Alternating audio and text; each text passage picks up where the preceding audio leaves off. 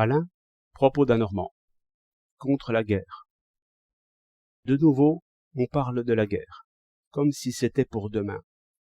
Eh bien, il faut en parler et y penser, de façon à couper court, par un mouvement d'opinion, aux manœuvres des diplomates. Disons d'abord qu'il y a une très mauvaise manière d'être pacifiste, par crainte des coups ou par attachement aux petites habitudes. Elle est très mauvaise parce qu'il ne faut jamais laisser croire qu'on recevra les coups sans les rendre, même si c'était vrai. Elle est très mauvaise parce que ce n'est pas vrai. Tout homme est guerrier. Les héros qui ont fait les grandes guerres, on ne les choisissait point.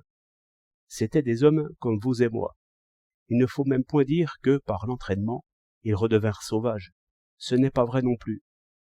Des brutes étaient des brutes après comme avant. Le philosophe restait philosophe après comme avant, comme on voit par Socrate, Marc Aurèle, Vauvenargues et bien d'autres. Et cette dernière espèce n'est sans doute pas la moins obstinée à se défendre jusqu'au dernier souffle, plutôt que de consacrer par une paix honteuse le triomphe des brutes. Ainsi, chacun a ses motifs pour faire la guerre, mais tous la font, excepté ceux qui sont décidément trop heureux. Mais il n'y en a guère et personne ne les estime. Je ne parle pas des têtes chaudes qui se feraient hacher plutôt que de faire la guerre. Ceux-là sont les plus guerriers de tous.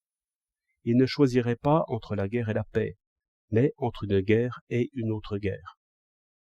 Et la guerre plaît, mais oui, sans cela on n'aurait jamais vu de guerre. La guerre plaît par l'agitation, par la variété des actes, par l'insouciance où l'on tombe bien vite, par l'endurcissement à tout mot qui vient de ce que personne ne songe à plaindre le voisin, par la déroute enfin des petites passions et des petits soucis qui empoisonnent la vie. Car il faut bien se dire que le travail forcé pèse durement sur la plupart des hommes, sans qu'ils soient jamais avec cela assurés de l'avenir, ni même protégés contre les coups. Et puis, il y a l'âge irrévocable, la mort au bout, et dans le vrai toujours imminente, les petites maladies que l'imagination grossit bientôt, dès qu'elle a du temps de reste.